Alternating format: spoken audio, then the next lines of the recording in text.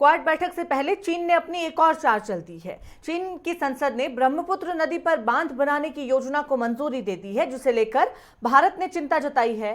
चीन ने अरुणाचल प्रदेश से सटे तिब्बत के इलाके में ब्रह्मपुत्र नदी पर हाइड्रो पावर प्रोजेक्ट बनाने की तैयारी कर ली है। ब्रह्मपुत्र नदी पर बांध बनाने का चीन का फैसला भारत और चीन के रिश्तों में तनाव की नई वजह बन सकता है। हाइड्रो पावर प्रोजेक्ट के नाम पर चीन इस नदी पर जो बांध बनाएगा, उससे नदी पर पूरी तरह चीन का नियंत्रण हो जाएगा। ब्रह्मपुत्र नदी का पानी पर चीन के नियंत्रण से बांग्लादेश भी प्रभावित होगा, क्योंकि यह नदी बांग्लादेश में भी बहती है। चीन की योजना के मुताबिक ये दुनिया के सबसे बड़े बांधों में से एक होगा।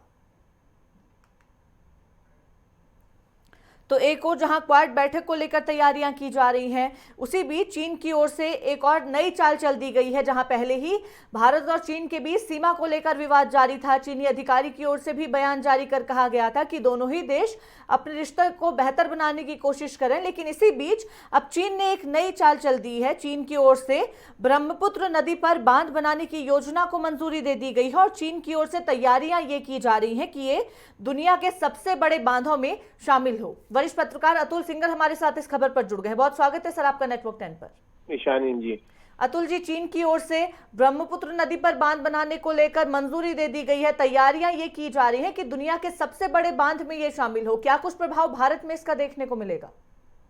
देखिए, ब्रह्मपुत्र जो नदी नहीं है, बेसिकली ये नद है। इसको नद कहा जाता है भारत में, क्योंकि इसका जो प्रवाह है बिल्कुल समुद्र जैसा है और ये जीवन रेखा है पूरे नॉर्थ ईस्ट की। पूरे आसाम में ये बहती है, उसके बाद बांग्लादेश में भी जाती है और इससे जो है पूरा का पूरा जीवन यापन जो नॉर्थ ईस्ट के लोग हैं वो ब्रह्मपुत्र से करते हैं। ऐसे में इस नद के ऊपर इतना बड़ा बांध बनाना भारत के जो हितों को नुकसान पहुंचाएगा।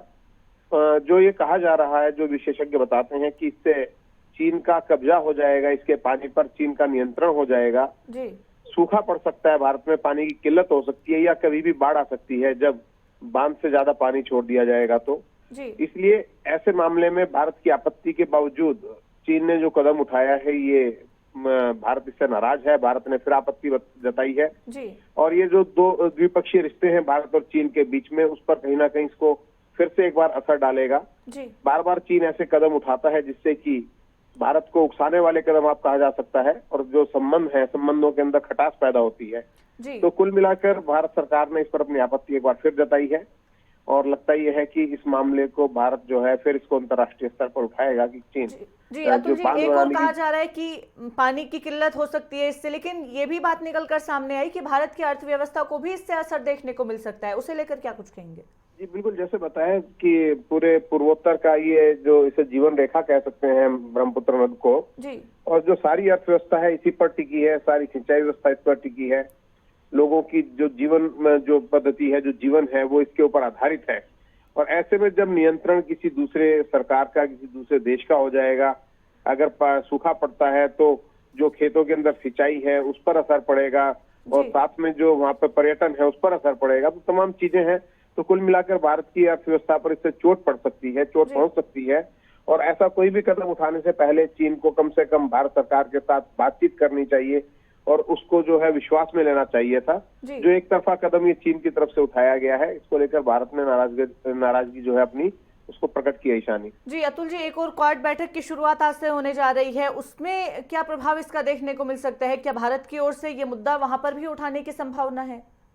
देखिए, क्वाड के अंदर एक तरीके से जो है भारत एक बड़ी महत्वपूर्ण भूमिका में है और चीन के ऊपर इसके जरिए दबाव बनाया जा सकता है, क्योंकि क्वाड के अंदर जो दूसरे देश हैं, अमेरिका, जापान और ऑस्ट्रेलिया जैसे, तो वो निश्चित तौर पर चीन की नीतियों का विरोध करते रहे हैं। इस मुद्दे को वहां पर उठाया जा सकता है, उसमें इस बात पर चर्चा की जा सकती है कि चीन किस तरीके से चालबाजियां करता है। एक तरफ कभी कभी रिश्तों को सुधारने की बात करता है और बाद में ऐसे कदम उठाता है जिससे कि रिश्तों को बिगड़ते हैं, रिश्ते उसमें दरार पड़ती है।